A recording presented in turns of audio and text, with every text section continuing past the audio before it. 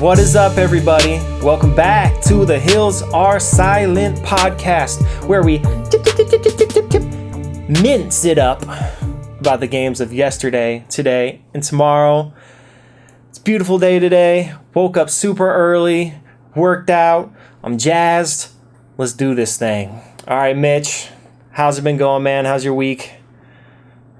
Going well. It's going well. Yeah. Did not wake up as early as you, so I actually just got out of the shower not too long ago from waking up. But I am ready to go too. I'm jazzed. I'm ready to talk about some video games. I'm doing pretty good, and I'm playing a couple single player games, but they're really longer ones, and I haven't finished them, so I'm not really ready to talk about them yet.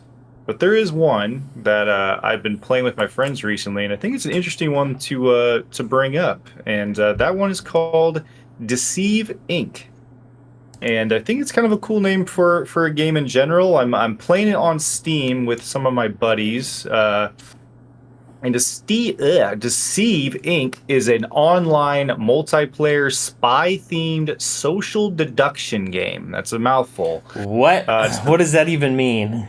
Yeah, I will go into it a little more in depth. It is a kind of a hard concept to describe until you play it, but I'm going to do my best here. It's developed by Sweet Bandit Studios, and the goal of the game, I'm just going to give the loose goal, is to escape with a briefcase and get in a getaway car before the other teams you're playing against do. So at max, you can do 3 players on your team, so it could be a 3v3v3v3. I think they maybe do 6 or 7 teams of 3 or 2. You could even go in by yourself. So it's a mixed match of like all these amount of players. So there's probably about 15-20 people in a lobby at a time. And essentially, as I said, the goal is to escape with this briefcase and get in a getaway car. When you begin the game, you're disguised as an NPC character. And there are many of these NPC characters scattered throughout each of their 4 levels. And a lot of these NPCs look different, and they all act differently. So like some could be sprinting, some could be walking. So like it really looks like it's a lot of a mixed bag to make it you blend in your NPC that you are. Yeah. The cool thing, you could change your disguise whenever you want, though. So you're assigned an NPC when you spawn into the level, but if you want to change to another NPC, if you think maybe somebody on the other team, one of these other teams is being suspicious of you, or you're doing something suspicious to try and do something on the objective based, you can, kind of turn around a corner and find another NPC, and you can disguise yourself as them. So then you switch. And then maybe you can get somebody off your tail who thinks, is being a little sus of you.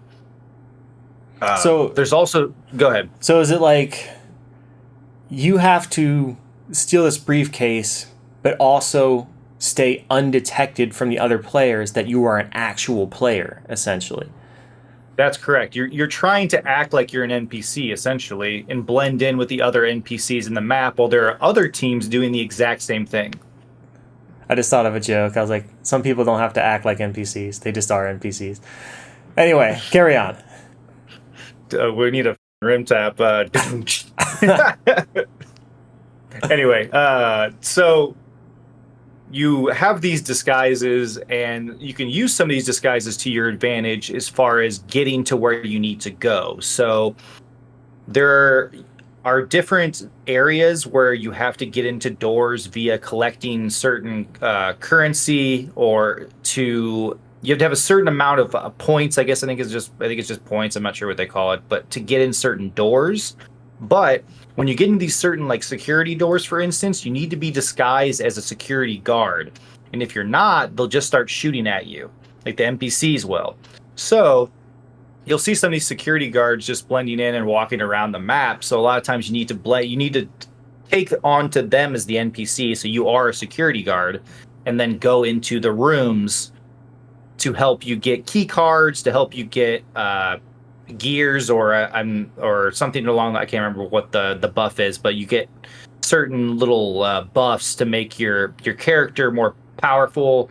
Whether they can maybe disguise themselves back if they lose their disguise quicker, more health, quicker hacking, because you have to you have to like hold E and like wait to like hack or open a door. So there's little things you can get along the way before you get to the stage where you have to get the briefcase and get out. So if you get shot at, for instance, like I said, if you don't have the correct NPC and you go into a security room and you get shot at, you lose your disguise and you are the character, and it's very obvious that you stand out compared to everything else in the level. So that really can make things hard if like another person who's disguised as an NPC walks by and sees that happen. They can start lighting you up and taking you out. So, like I said, it's a 3v3 max team-based game, and communication is very much key in it. There's 9 different agents you can choose from, and they all have their own special ability. For instance, I was using a guy who had a golden hand, and it is basically a shotgun as a hand. So like he would like push his hand out and like shoot them with a shotgun, but he also could scope it. And so he could attack from long range as well. But his special was he could make this like blue orb with his hand and like shoot it at people and slow them and make it so they couldn't use their special ability for a certain amount of time. So each has their special ability, and then there's a mix of 10 abilities to mix and match with 2 slots available for those 10 abilities. So for instance, I have my special ability, but I also have 2 other abilities I got to choose from of the 10 total. So one of them, I think I have a turret that I throw and a turret will come out. And there's another one where it's like a beanbag almost, and it's like a cover for you. You like throw this little beanbag and it expands, and you can like cover yourself so you don't get shot if you lose your disguise, or you could even like block doors with it or something like that. So there's a lot of different abilities as well, very spy centered. Hold on. So you can also become inanimate objects too? That's actually that's great you bring that up. That's actually one of the 10 abilities you can choose from. So you actually have to use an ability to disguise yourself as like a chair or a table or a plant or something like that. But that is one of the 2 abilities you have to choose. Which I think I use that one actually because I think it's cool to be like a little plant and like just like sit there and wait, and then sometimes like some people will like not expect it and they're acting very much not like an NPC, and I'm like surprise and start lighting them up and everything and whatnot. So it's kind of cool there. But yeah, like I said, you find data points around and you unlock specific doors and whatnot to give you boosts, to give you key cards, and these key cards can help you get into these other doors for when you need to get the briefcase, because the briefcase is locked behind a bunch of doors. And once you get the briefcase, so everybody's going for the same briefcase. Yes, everybody's going for the same. There's only one. Okay. And the fun thing about that is the person who has the briefcase, once he grabs it, there's automatically a marker on him, and every like couple seconds it shows where that person with the briefcase is. So people are converging on that person because there's a marker, and that's basically the goal and how you win. Mm-hmm. Either you kill all the teams or you escape with the briefcase, essentially, is how you win the game. So it's been a lot of fun though. My buddies Drew, Nate, and I have been playing it, and it gets pretty intense at the end in the briefcase stage where we're like, hey man, we know where they need to go. We can always meet them at the getaway car. If they're coming out and we don't think we can beat them to a spot, we can beat them to where they need to go, and we can just sit out and camp and wait for them and then take the briefcase and escape. It's a cool concept. It's very unique. It's something I've never played before in multiplayer shooters. And my friends and I have really been like trying to find another game for us to play aside from the hours of Counter-Strike we put in. And this one, and while it's still a shooter and whatnot, and it's still competitive per se, it's definitely a step back as far as the grind of Counter-Strike. Yeah. Nice. Yeah, it's got a very positive rating on Steam. It looks cool. It's kind of like a blend of Hitman, where you're having to disguise yourself to get into certain areas. It's almost like a multiplayer take on that type of gameplay. Yeah, and shout out to them. They did it. We actually tried. We were interested in it. It was on my wish list for a short time. Now, when we went over my wish list, I added it later. But they did a free weekend. I think a couple weeks ago, and we're like, hey, let's give it a try now. It's a free weekend on Steam. I love when they do those, especially on games on my wish list, because I can go in and try them, and if I like them, they're usually on sale when they have a free weekend, because they're like, hey, we can at least entice you with a discount as well. So I ended up getting it for, under $20, I think, and it's been well worth it.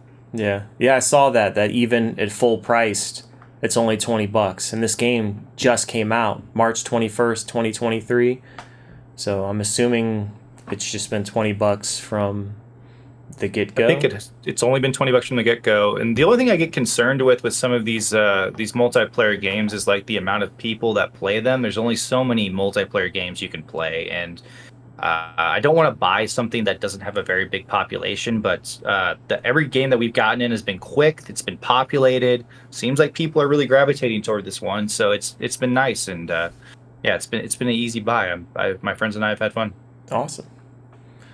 Cool, man. But yeah, that's all I've been playing. That's Deceive Inc. I'm excited to hear what you're playing, because it kind of ties into something we talked about last week, at least one of the games you've been playing. Yeah. So before I jump into some of the stuff I've been playing by myself, we did mention on an earlier episode that we were playing Resident Evil Outbreak and that we had one level left.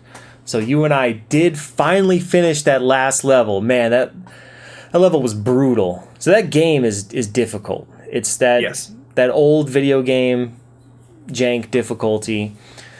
And basically there's no respawns. You have to finish the level in one go. And to make things more stressful, with your infection rate raising, you're on a timer. So you have to beat the level fast. So that very last level was probably the hardest one out of all of them. And I think it took us 3 tries. I think we did a really good job of assessing what needed to be done and what order we needed to tackle the objectives and what death traps we needed to avoid. We learned that the hard way.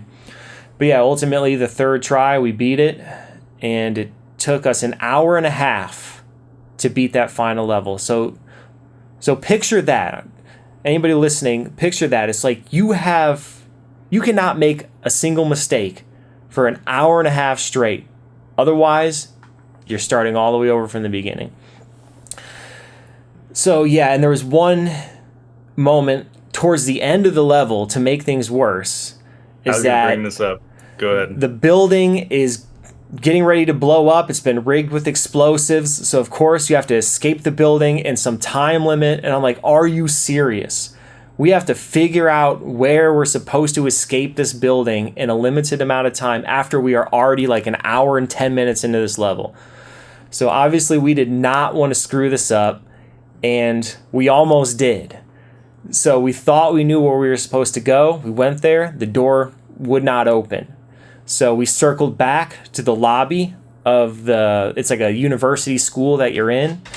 And then Mitch and I didn't know what to do. The timer is ticking. We're like, we don't know where to go. So Mitch is like, I'll try this way. You try that way. And we'll just see.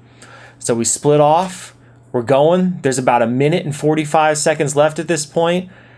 He goes all the way down to this one area, and he realizes that's not the way to go. And then I go all the way down this other hallway, and I realize it is the way to go. So I'm yelling at him on the mic, like, this is it, come back this way, go back this way, go down that one hall, go through that one door, go past the one thing, come on. So he's booking it all the way across this building, trying to get to this door that is the exit.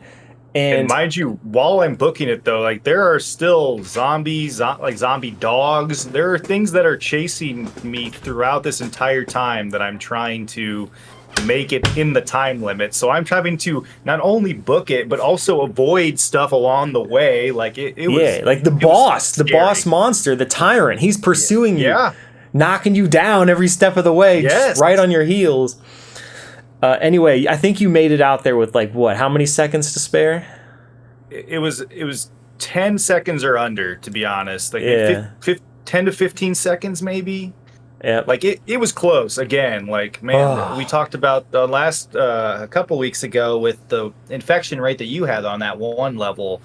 Yeah, this one was right in par with how nerve-wracking that was and having to almost start over. Yeah, so there was 2 levels that it really came down to the wire. And then after we escaped that building, then there was a boss battle. There was I think you fought the same boss twice. I think there's really 2 boss battles at the end. But and to make matters worse, the very last time you fight the boss, you can kill him with just regular bullets, but it's going to take so much to take him down. And I'm not even sure if we had enough ammunition to do that. Or you could pick up this special weapon and you have I don't know, like either the T virus or the G virus, you have a cure for it. Yeah, that you then load into this. You load into this bazooka. Like a gun of some sort. And if you hit him with that, it'll instantly kill him. Oh, you're talking, yeah, the first part when you were shooting him with the rocket launcher thing? No, that was the first boss battle. The second time we faced him, remember, you had to shoot him with the cure, and you had 1 shot. And this guy was squirmy as hell. He was hard to hit. We kept missing, and you did it. You lined it up perfectly, got right on him, and finished him off. I don't know how I kept my composure during that, because like we had an opportunity earlier in that game, but we didn't know what we needed it for to have more of that daylight. I think I used a daylight and shot him with it essentially. Yep. And we could have grabbed more, but we didn't think that we were using it to shoot the final boss in the final section of the game. Yeah. So we just kept 1 extra one because we didn't want to use all that inventory space. And it comes down to I only have 1 shot, 1 opportunity to seize everything I had. No, I was kidding. But yeah, I mean, it I was had to break into little Eminem there. Go ahead. That whole game was just trial and error.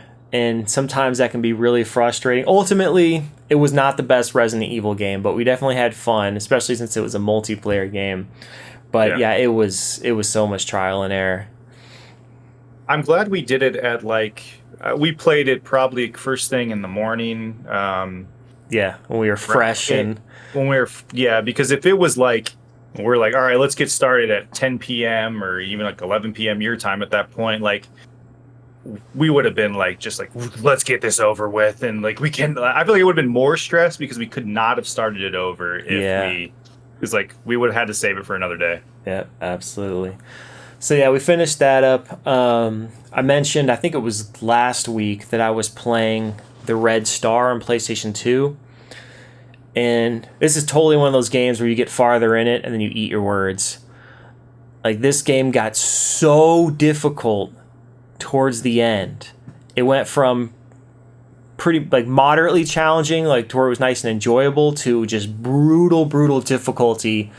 And same situation with this game. It's you die, you start all the way back over from the beginning of the level. And some of these last levels I was playing 30, 40 times.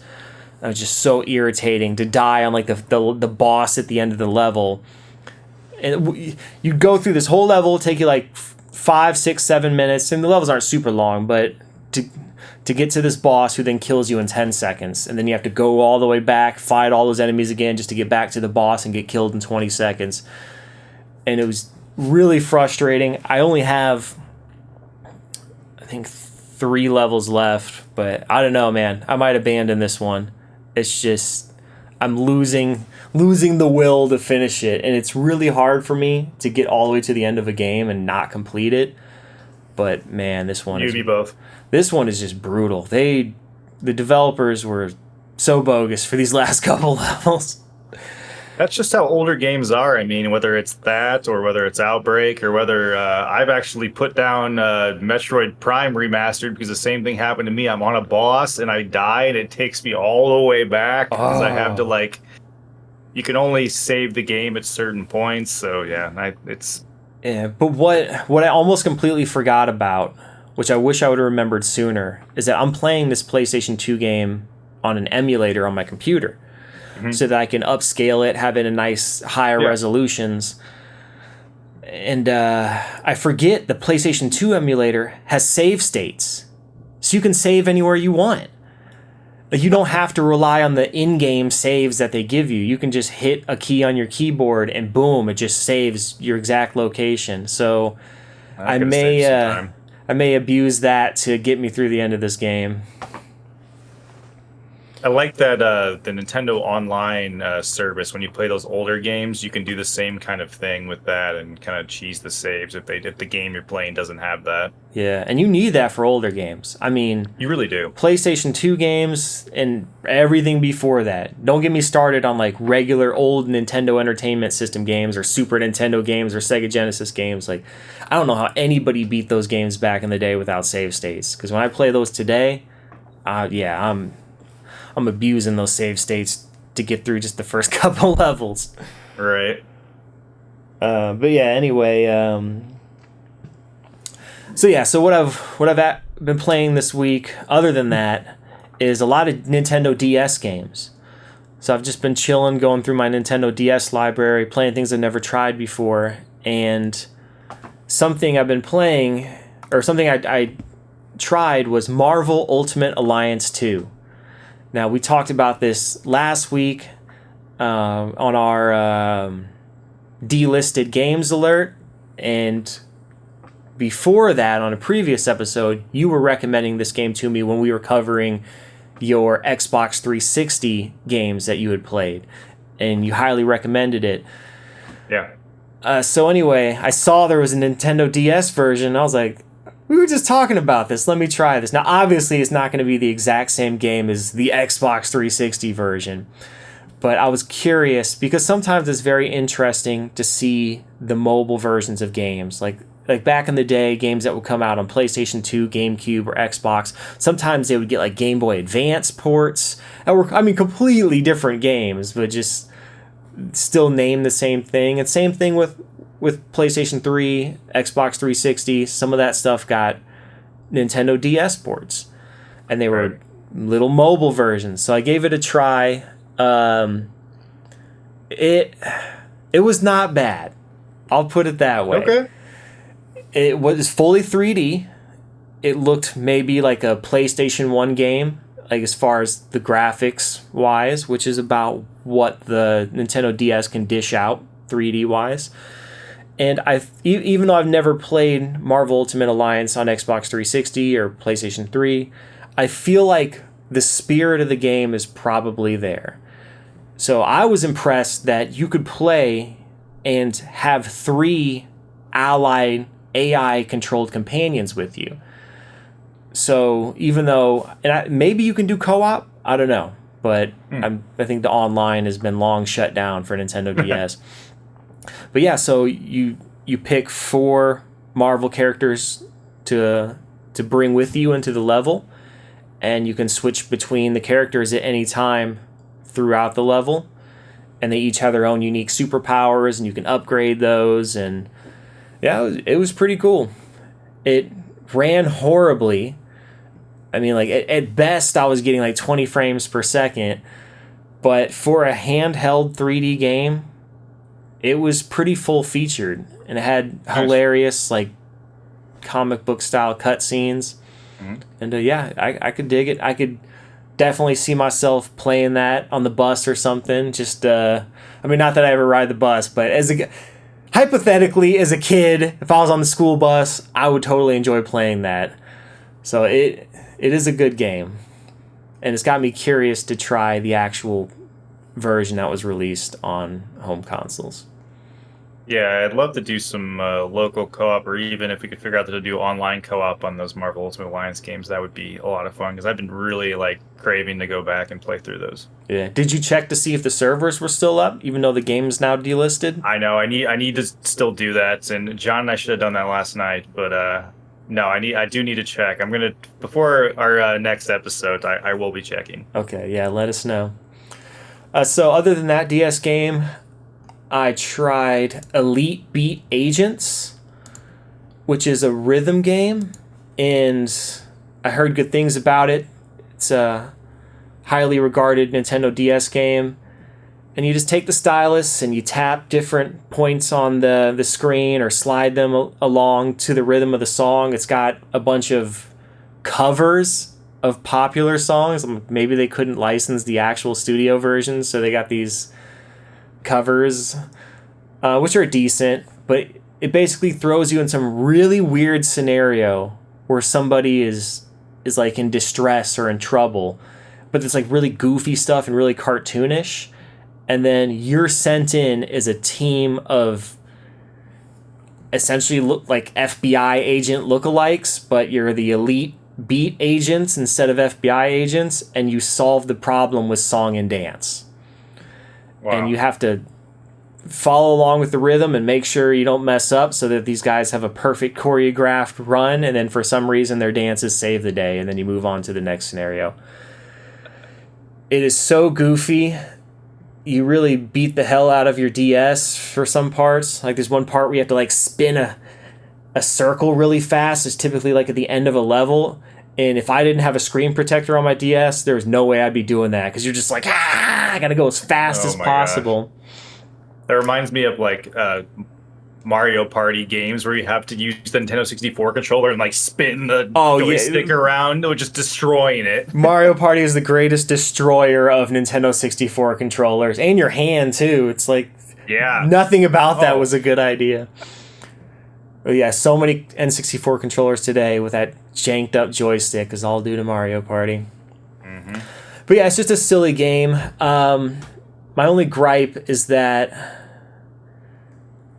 some of the stuff I swear I was on beat, and it was claiming I wasn't. So I don't know if it was really me being off beat, it's possible, or if maybe it's just not always picking it up correctly. Yeah, somebody very musically inclined as yourself, I highly doubt it was you that was off beat. Yeah, that's kind of the feeling I got. I'm like, I think this is just, there's something, a bug, or just not quite lined up right in the game. Yeah. But anyway, I went to play this game again the next day, and I accidentally played a different rhythm game that has a very similar name.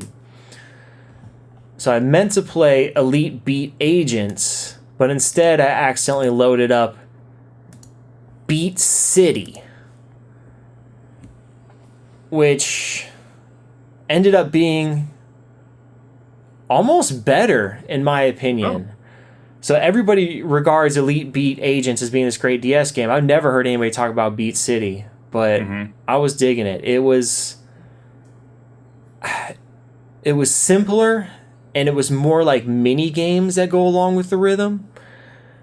And I like that, because Elite Beat City, it's kind of like everything's just happening in the background, and you're just doing the same gameplay over and over again. But in this, it's like completely different scenarios, and the beat goes along with whatever that scenario is. Like, what's that game that they did in the first episode of Squid Games, where one person looks away? Green light. Red light, green light? Is that what it was? Okay, so yeah, one of the first levels in Beat City is like a red light, green light. So you have to do the rhythm, and as soon as like this giant gorilla on a building turns around to look at you, you have to stop. And as soon as he turns around, you have to start tapping to the rhythm again. So it's just cool little stuff like that, and not too difficult, but that one I really recommend. It's more of a sleeper hit. I think that's lesser known than Elite Beat Agents. I feel like the DS in general had a lot of sleeper hits that they released a lot of games for the DS. Yeah, tell me about it, man. I was going through the catalog, and I'm just like, this is ridiculous. And there's these really weird series of games that would have like 20 entries, and they'd just be like something. It would sound super stupid, and you're like, who was buying this? But yet they released 20 of them, so they're selling them somewhere. Somebody. Yeah. And so many pet simulators, like my giraffe simulator, my dog simulator, my cat simulator, my turtle simulator. You can pet it with your stylus. Yeah. Yeah, those games are not for me, but like I think the one that they released, like one of like the selling points of the DS was Nintendogs back in the day. Yeah, never played it. Didn't look interesting to me, and I remember, I know we talked about the Kinect a lot in a previous episode, but when they were first advertising the Kinect, and like I think even before it was released, just trying to show what could be done, I think it was at one of the E3s, they had some girl that was petting the dog on the screen. Like she was just going like this, and the dog was reacting. And I was like, man, there's got to, and it was at that moment I was skeptical about the Kinect. I was like, there's got to be something better we can do with the Kinect than pretend to pet a dog. Like, the whole enjoyment out of petting a dog is actually touching the dog. So, Speaking of far dogs, from the Tycho same down there. experience. So you can just pet Tycho right next to you. if you Yeah, need to. exactly. He's in here. The other dog's in here. They're sleeping. They're chilling. Even though I'm in here yelling, they don't mind. They're used to it.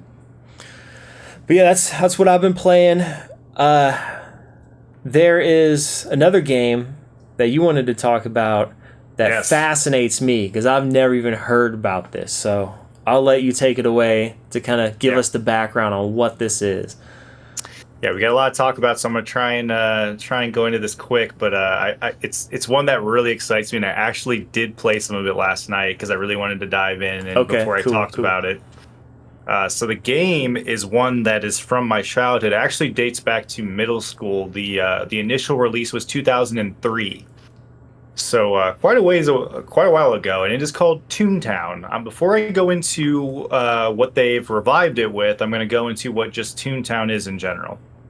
ToonTown is my very first massively multiplayer online game centered in the Disney universe, which was pretty cool because it was it was one of those childhood games where I could run on dial-up, and I clogged the internet from my parents, or my parents couldn't make phone calls forever because MMOs are a grind, man. You had to put hours into it. But first of all, an yeah, MMO on dial-up just sounds crazy to me. But yeah, there were MMOs back when dial-up was what the internet that everybody had. And for those younger readers, dial-up is a really, really slow internet.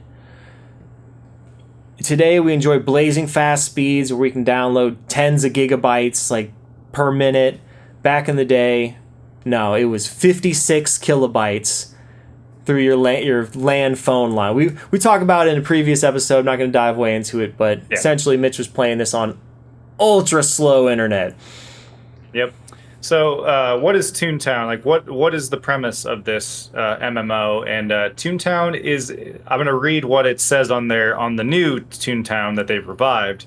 It's a massively multiplayer online game built for kids, teens, and adults of all ages. And I think at this point, it's only adults because it's just there for nostalgia at this point. Create your own toon and join a never-ending battle against the Cogs, which are the Cogs are these robotic corporate figures that are they're basically the enemies in this game, who want to turn ToonTown into their latest business venture. So you're getting an education early on about corporate America by playing this Really, MMO. yeah. That's hilarious. So I say it's initially released in 2003. It closed down in 2013 due to budget cuts and changes in the Disney management online. Wow, it lasted 10 years? It lasted 10 years, yeah. So I don't even remember, like, I feel like I like played it off and on throughout my life, and there was one time I was like, oh, it's just gone, and then I was, pretty devastated and always thought about it. But the premise, or I guess what you do in it, you create your own toon. And when you create your own toon, it can be a variety of things. It can be a rabbit, a cat, a dog, a mouse. You're basically creating, Mickey Mouse in this game, essentially, or like some other form of Disney character. Mm-hmm. And what you do is you throw what they call, like, you have to take out the cogs, which are these corporate robotic figures. And you do that by using what they call gags. And gags are anything from a pie, you throw a pie in their face, to you squirt them with a squirt gun. Very like Looney Tunes-esque stuff, like dropping an anvil on them, or luring them out with a with the fishing pole and then like dragging it away. But it's very very goofy, but very, very fun and still cool to play. But while you get these gags, you can upgrade them as you move along through the game. So when you're moving along through the game and you're taking out these cogs, you're getting points for each type of gag that you're using. So, like, for instance, I start out with a cupcake at the very beginning, and I can upgrade that me throwing a cupcake at a cog to me throwing like an entire freaking like wedding cake at the cog or something like that, which does more damage to them. And so MMOs have dungeons. Those are things in all MMOs, and there are dungeons in ToonTown, which I think is kind of cool. But the dungeons in ToonTown are these corporate buildings that have been taken over. So it really does simulate corporate America, in where like it shows this local business in the ToonTown universe getting taken over by this corporate entity, and that is the dungeon that you have to go in with other people that are coming and play online that are in your server, and you go into this corporate building and you take out all these cogs on different floors, and if you take them all out, the building turns back into that local mom and pop shop that it was before that. Wow. This is crazy. I mean, these are great lessons to be teaching kids, because yeah, it's when they grow up and become adults and realize, hey, yeah, this corporate evilness actually exists. And I completely forgot how much else is in this game. So that's basically kind of the premise. You're really trying just to level up your gags so that you get more of them. Like there's so many like different types of things. I mentioned a few with like the birthday cake or like the squirt gun or an anvil or a fishing pole, but there are way more. Like there are like each like category of gag. I think there's maybe like 7 or 8 categories of them, and they all have like level up trees that you can get to get upgraded versions of these gags. And you use jelly beans as a currency to purchase them, so you have like them to go into dungeons with, or if you're just fighting the cogs on the street. And you can get jelly beans through doing activities. I didn't realize how much was in this game. There are a whole bunch of activities that you can play. Like, for instance, there's fishing that you can do. There's like, I think they said there's like over 100 species of fish that you can go. Speaking of fishing from our last episode, you can do that, and you can sell the fish to get jelly beans. There's gardening, there's golfing, there's like these little parties that they throw. There's like Goofy's racing, and you can do little racing mini games, all to get little rewards or jelly beans to get more gags to then take out the cogs. You actually also have your own estate. So, in a lot of MMOs, you have a house that you can, set up in. A lot of MMOs do that, where you can buy furniture for your house and decorate it and whatnot. You can do that in ToonTown. You can actually call. There's like a little phone in your house that you have, and you can call, and they give you a catalog, and you can order from a catalog of different items for your home, or even different things like different quick chats that you can use in the game, or other like outfits for your characters. So there's a lot of it's a really in-depth game, and I completely forgot how in-depth it was until I actually went back in and played it last night. So that's the premise of the game. Go ahead. Yeah, just a side note, their website says in a couple of weeks they're going to be in Atlanta, Georgia, the creators of the game, for MomoCon. MomoCon? That's hilarious. Yeah, they're doing an event at MomoCon for ToonTown called the ToonFest Birthday Bash. I want to quickly I'm going to read that the blog that they have on there, or the little about us that they have on the new ToonTown. So they revived it in 2017, which is a while ago. Like, I had no clue it's been out since then. Like, I only stumbled upon this because I saw some guy playing it on TikTok live. I was just scrolling on TikTok, and then I just hit to a live chat. I'm like, what the heck? That's what I played when I was a kid. And he was like talking. He's like, oh yeah, they brought it back and whatnot. It's been out for a while, but out since 2017. And I'm gonna read just like the about them and what they did. So as I said, it started in 2003 as a family-oriented MMO. On September 19, 2003, ToonTown Online closes. ToonTown Rewritten announced for the past month a band of players known as the ToonTown Rewritten team had been working on the possibility to keep ToonTown alive. The seemingly impossible task became a reality, and by the end of October, ToonTown Rewritten was online, allowing a small amount of alpha testers to enter the game.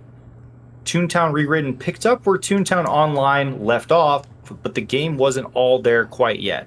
Many months were spent reverse engineering and redeveloping the original server architecture to restore ToonTown to its former glory. The team was not only working to restore ToonTown's gameplay, but the entire essence of ToonTown itself. The story was developed, limited time events continued, new features were added, and to this day, the game is still actively updated with new content. ToonTown Rewritten has now grown to over 1,900,000 registered players, with thousands of players playing almost any given time of day. Wow. There's a lot of love for this game then. I mean, I had so much love for that game. I mean, like, I would beg my parents for this because, like, it's free to play now with their ToonTown Rewritten, but back then, you actually had to go to your Walmart or Target or whatever, and you had to get a prepaid card for playtime. So you could buy, like, a 3-month card, sort of like you could do with World of Warcraft back in the day. It operated just like a regular MMO, so, like, I had to beg my mom or my dad to get me a card so I could play. So you did dive back in last night. I did. All right, so has much changed? Was it exactly like you remembered it? Were there a lot of people in your server? What was your experience like playing it again? It was literally like a 1-to-1 of how I remembered it. Like, I jumped in, I was like, this is the exact same thing. Like, there was just nothing different about it, which was totally fine because it was a very full-fledged and detail-oriented MMO for it being a Disney MMO. Like, and it was actually, like, I'm not sure how their servers work and how, like, who comes in and is populated where, but when I joined in, I had no difficulty going and fighting cogs, and random people would come and join in and help me fight them because I was a very low level, obviously.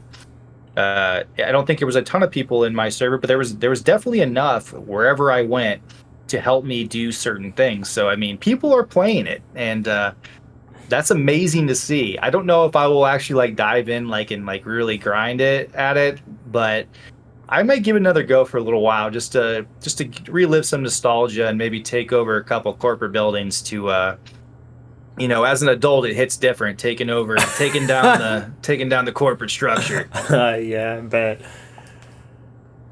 Cool, man. That's an amazing story. It's always sad to see online games die. Now, a lot of games have single player and online components, so the game can live on and still be played in some sense.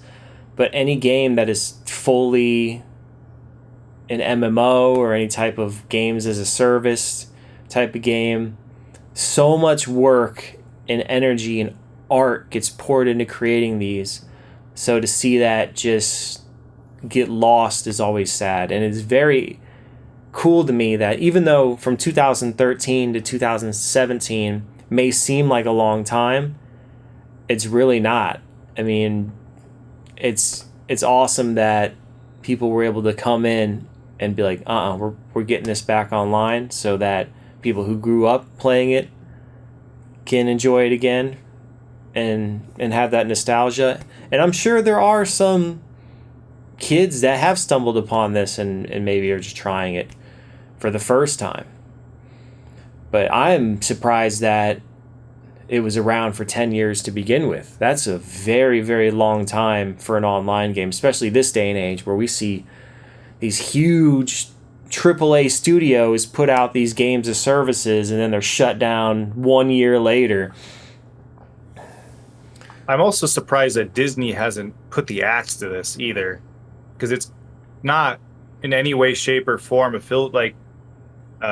there's no Disney people behind it. This is all other, separate team. Yeah, and I see that. I mean, even looking at their website,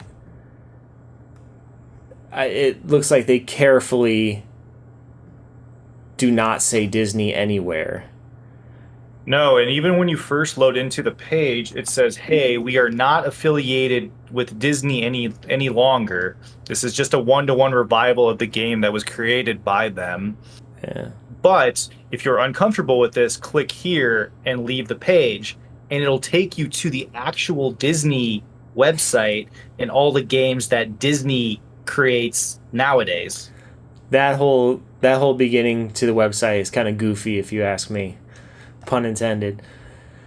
But yeah, and even if they stripped the word Disney from everything, so it's no longer branded as Disney, because Disney is a huge corporation, which is very ironic that this whole game was about stopping massive corporations. Because when I think of corporations, I mean Disney's like one of the first ones that pop in my head. Absolutely.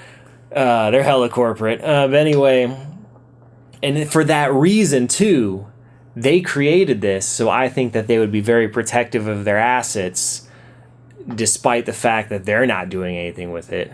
So I am surprised that this one has gotten past Disney's lawyers and is still up and shining, which is good. Disney, if you're listening, if you're not going to do anything with this, let it live on for the community and for the people who enjoy it. Don't screw your fans over. Because if this was Nintendo, they would have put the axe to it years ago. Oh yeah. Anyway, that's our rant on that. Cool, man. Glad you were able to dive back in. Yeah, super fun one to talk about. I'm glad I stumbled upon that one. Okay. Now, tomorrow is Mother's Day. So, I think it'd be nice to talk about our moms. We both love our mothers dearly. Happy Mother's Day for whenever this episode comes out. Mm-hmm.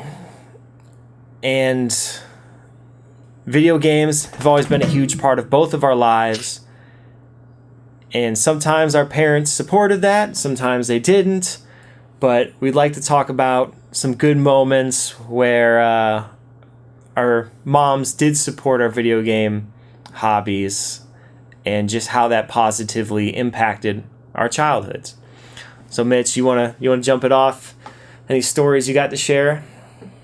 Yeah, I'll quickly, before I go into my story, say shout out to my mom for my ToonTown membership. I remember she was the one who primarily bought me a lot of that ToonTown membership, so thank you, Mom, for that, actually, to bring that full circle. But yeah, my story, ours are kind of closely linked, so it'll be nice to kind of to go over this. But my parents divorced when I was very young. I was in second grade, and as a kid, like, going through a divorce in second grade, like, you don't realize what comes with that. And when my parents divorced, my mom got her own apartments, and my dad stayed at our home where we lived, and I quickly realized that I don't have the things at my dad's that I or at my mom's that I had at my dad's, because all my stuff really stayed at my dad's house, including my Nintendo 64, which is one of my pride and joys during that time period. So my mom, bless her heart, on Christmas, the following Christmas, when that rolled around, it was nice, getting two Christmases, one from my dad and one from my mom. But my mom actually got me another Nintendo 64 so that I could play all my Nintendo 64 games at my mom's as well. So no matter what house I was at, I always had the same stuff and the same, games that I, whatever I needed, it was always the same. And I appreciate my mom for that. She actually got me the cool Ice Blue console, which, man, I really wish I still had that. Yeah, man, dude, those are really collectible nowadays and hard to come by. And yeah, that's like the coolest looking one they released, in my opinion.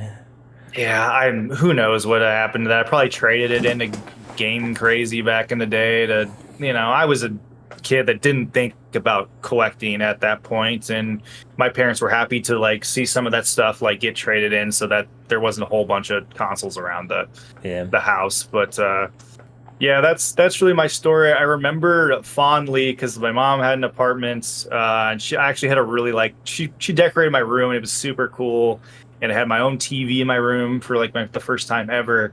And I remember just like sitting in there with my Nintendo 64 that I just got, playing WWF No Mercy. Oh, classic.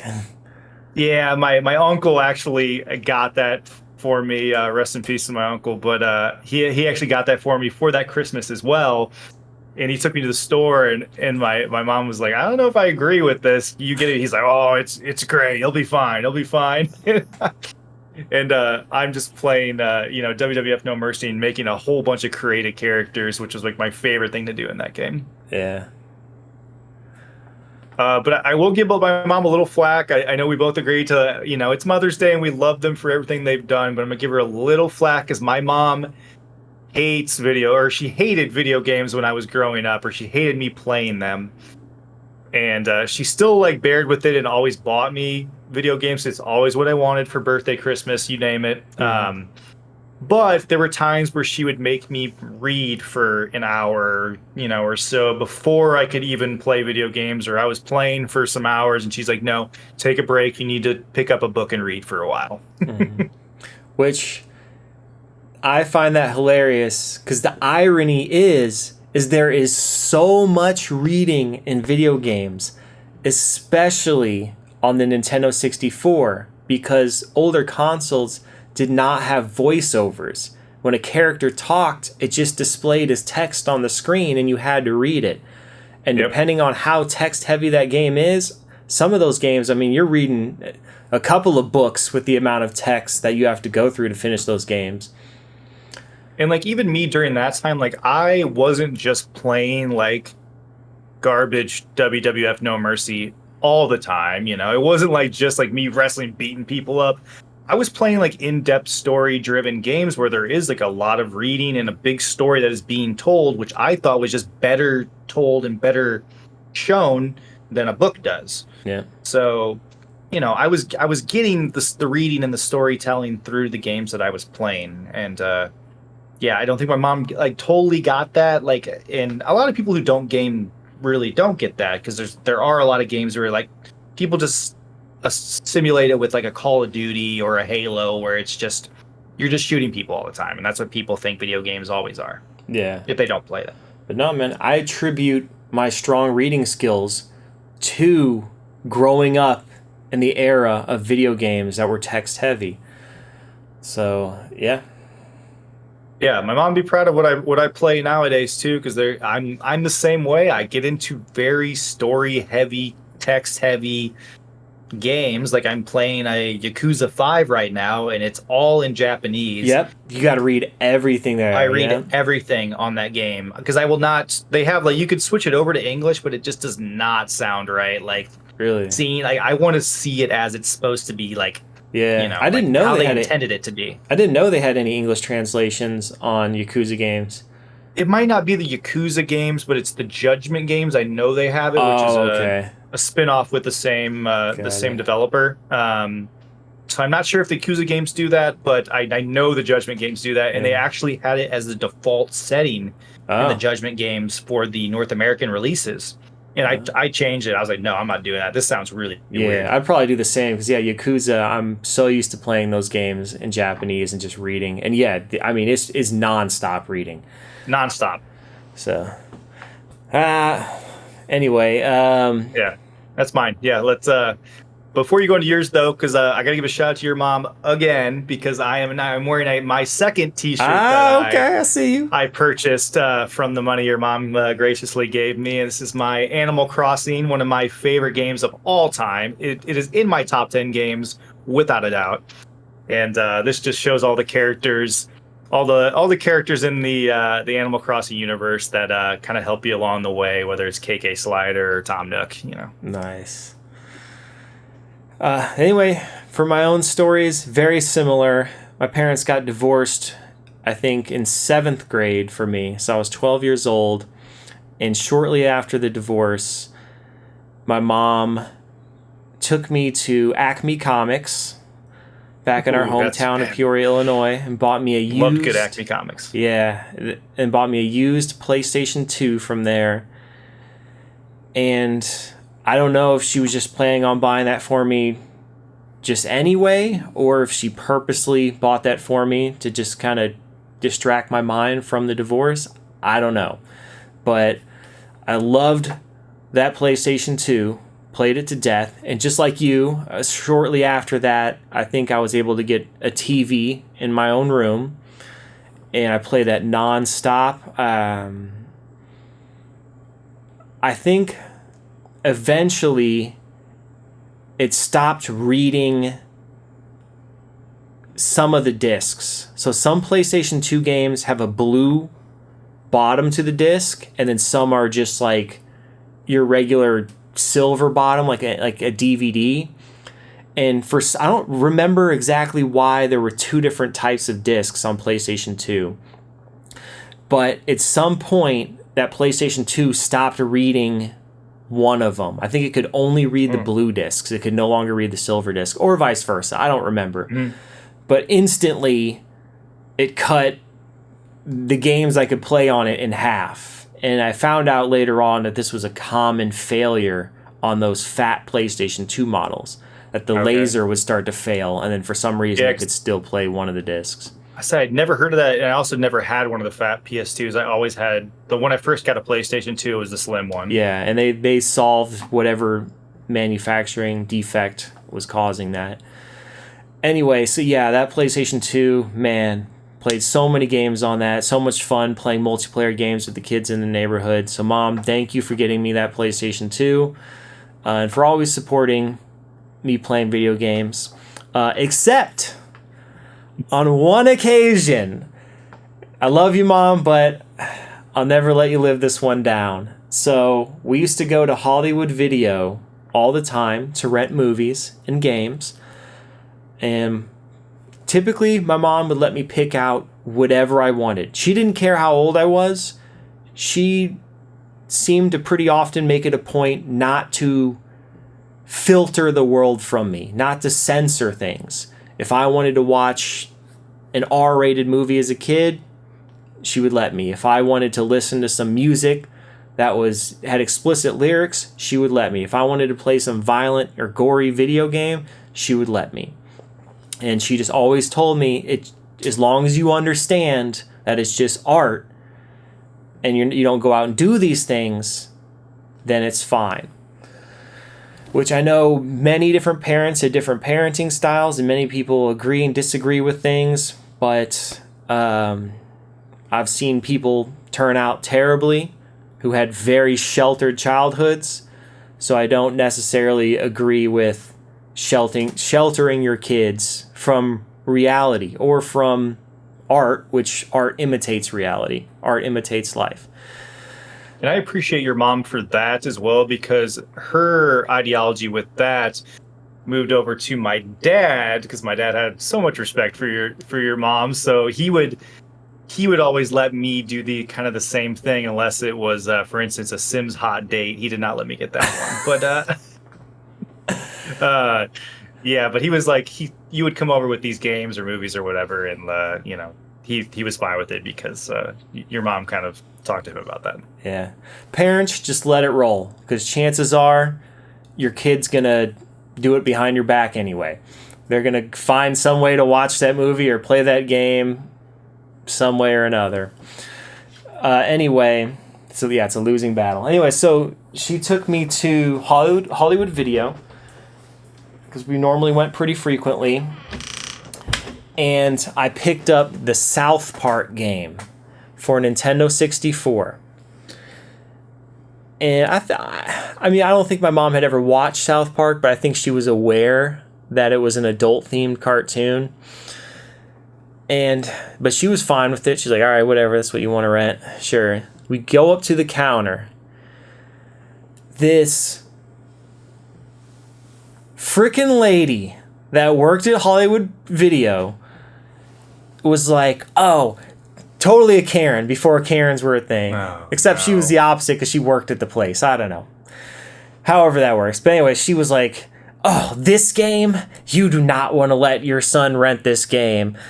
You can pee on snowballs and throw them at people, and there's cursing in it, and yada, yada, yada. She just went on and on. She was like, I rented this for my son, and I immediately turned it off when I saw what it was.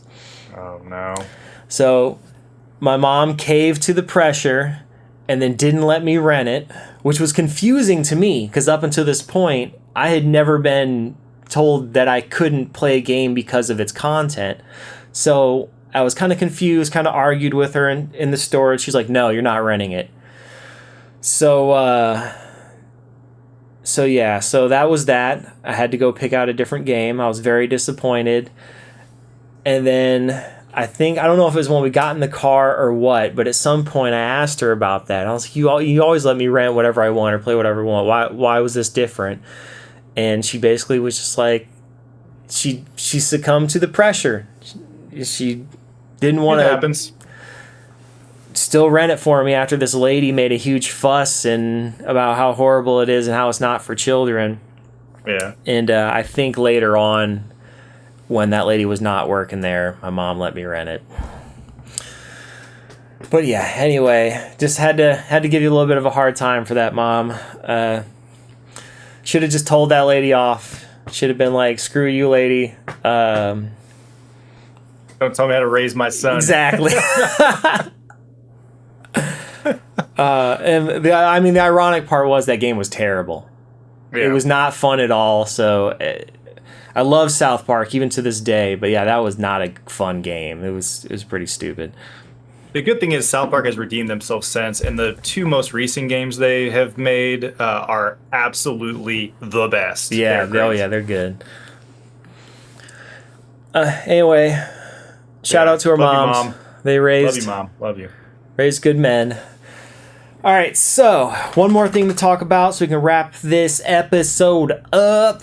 And let's do it.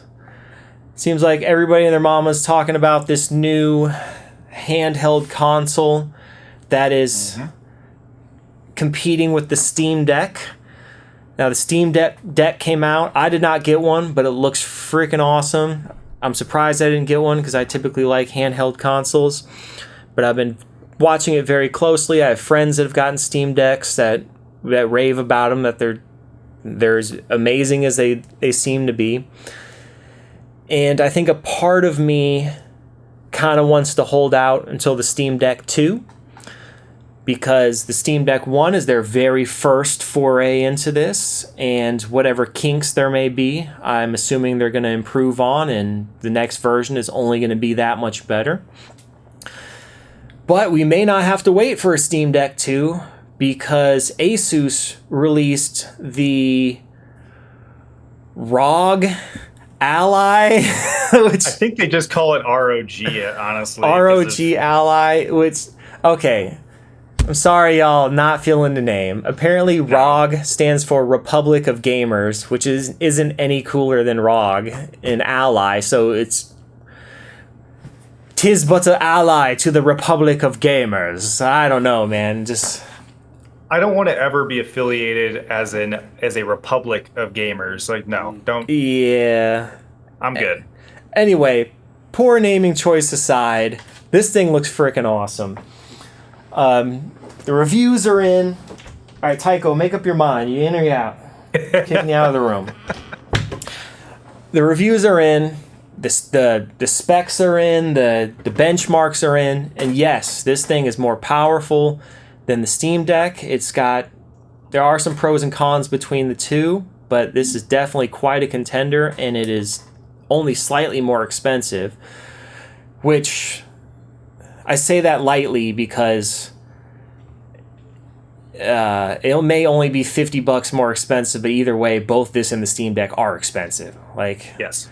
Steam Deck's, I don't know, $650, and this is like $700. So I was like, it's only $50 more. It's like, yeah, dude, that's like saying $1 million. $1,050,000 is only $50 more than $1 million. It's like, yeah, I still got to spend $1 million though. So either way, yeah. Yeah. Anyway, that aside, this thing looks super cool. What's your thoughts on it? Have you thought about getting a Steam Deck? Are you interested in this? Are you interested in eventually picking up one of these new handheld PCs? Do you care at all? I do care, and I ever since the Steam Deck came out, my little cousin actually got one, and I've been jealous of him because he's been telling me all the games that he's been beating because he's playing it on the couch on handheld and whatnot, and I have been interested in getting one, and I think now with this, if I were to get one at this point, I would go for this Ally, Asus Ally, because it does seem like a little bit better version of the Steam Deck, and I'm looking for, if I'm going to commit to purchasing one, I'm going to get the best one out there because it's already a big purchase, like you said, and I don't want to just skimp on like trying to save 50 or $100 for a lesser product than if I could get something that is a little more expensive, but it's going to future proof me for a little longer. So I am interested in it, but I've also been very interested in looking at gaming laptops, and I feel like there's just a little more you can do with a gaming laptop compared to one of these handheld devices, and they really kind of give you the same experience. I mean, maybe not as convenient as picking up a handheld and just sitting back and playing it, but like with me, like I really want a gaming laptop to play like an MMO, and like I can't play an MMO on a Steam Deck or one of these. Like I need a mouse and keyboard to really play these MMOs. So I think at this point, like I am interested if I had extra funds that I could just if I was made of money, absolutely I would get one. But at these days, with rent is expensive, life is expensive. If I had to choose, I would go toward getting a gaming laptop. Yeah, and I totally share your opinion on that.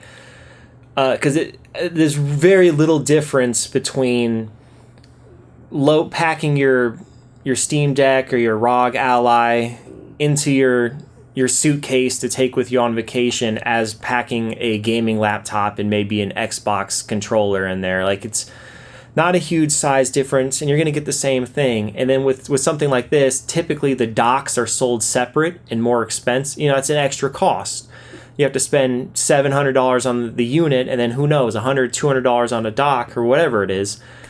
And then that's how you plug it into a TV. Where if I take a gaming laptop with me on any vacation, I can just unplug the HDMI cord from their Roku or whatever it is and plug it into my laptop, and then I've got my Xbox controller, and boom, it's a portable console.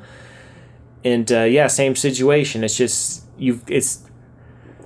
there's not a whole lot of benefit to this over a gaming laptop, and a gaming laptop is going to be more versatile. It's easier to do other things on a laptop in case you have to work or maybe edit a podcast or something. I'm the same. I would lean more towards getting a gaming laptop before I got one of these. And really, yes, this you can hold in your face and lay down in bed and play it. But other than that scenario, like as I mentioned earlier, I'm not on the bus that often for an hour, like needing to just game on the go. Because of course, if I'm on a bus, I'm not going to want to open a gaming laptop and be trying to play it in my lap. Like, right. Then a handheld would make more sense. But I'm just not ever in that scenario. To go back to your airport thing, it's not even like it used to be like with handhelds, you didn't have to take them out of your bag and like go through TSA like security with them. But nowadays I bring my Switch everywhere I go if I travel, and I have to take my Switch out of my bag and put it down. So with one of these, it would be the same thing. With a laptop, it was always with laptops, you had to take them out and put them in a separate bin. But, it'd be the same thing with these handhelds. You have to take them out nowadays and put them in a bin. Yeah, and that's another thing you reminded me of. Yes, this and the Steam Deck are so much more powerful than a Switch. But let's not forget how much can be done with a Switch for so much cheaper.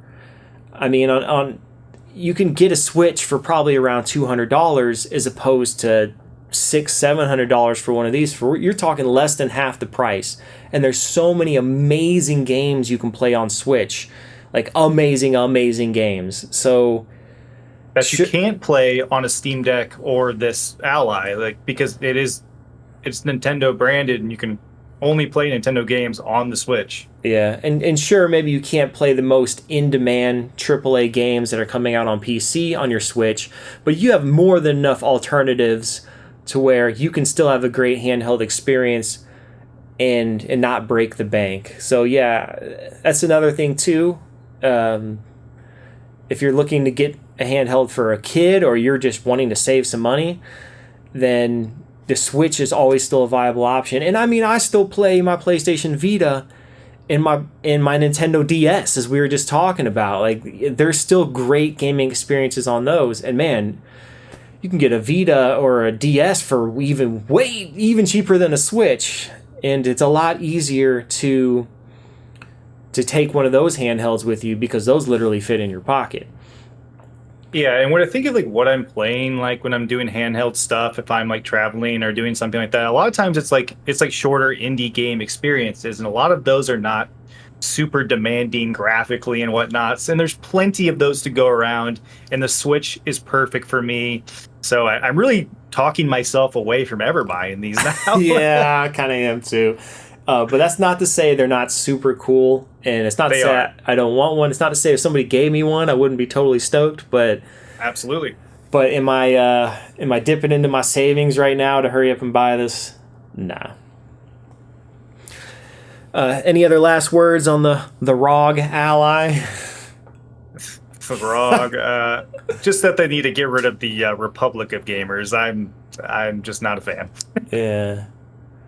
But it looks like a great handheld, and yeah, if somebody gifted it to me, I would love it too. Yeah. All right, guys. So that's what we have for this week's episode. Hope everybody enjoyed it. If you stuck around to the very end, thank you. We appreciate it. We appreciate everybody that's listening. Mitch and I love doing this. We enjoy doing this. It gives us something to look forward to. We have all these great games we play. We like to talk about them and really just process these great gaming experiences that we have every week and have had throughout our whole life. You can find all our episodes on Spotify, Apple Podcasts, and YouTube. Mitch, take it away. Yeah, and I want to add on to that, a lot of times like our work life is stressful and whatnot, and sometimes we aren't as juiced to get on and record a pod, but just seeing the numbers and seeing the feedback that we've gotten and all the people that are listening to us just sit here and talk about games really gives us the energy to keep going. So like, thank you everyone who does listen. Like it's been awesome. Like I love connecting with Mike. I haven't talked to Mike this much since we were kids. So like it's awesome to be able to do this, and we appreciate everyone listening because it really fuels us to keep going. But yeah, you could find us on all our social media. Our Instagram is Instagram /Hills Are Silent. Our Twitter is @TheHillsAreSilent. Our TikTok is @TheHillsAreSilent Podcast, posting some new YouTube shorts and some deals. Our YouTube, again, is @TheHillsAreSilent. If you have any questions, comments, game recommendations, feedback on how we're doing, anything, come to our email inbox at hillsaresilent@gmail.com. We'll catch you in the next episode.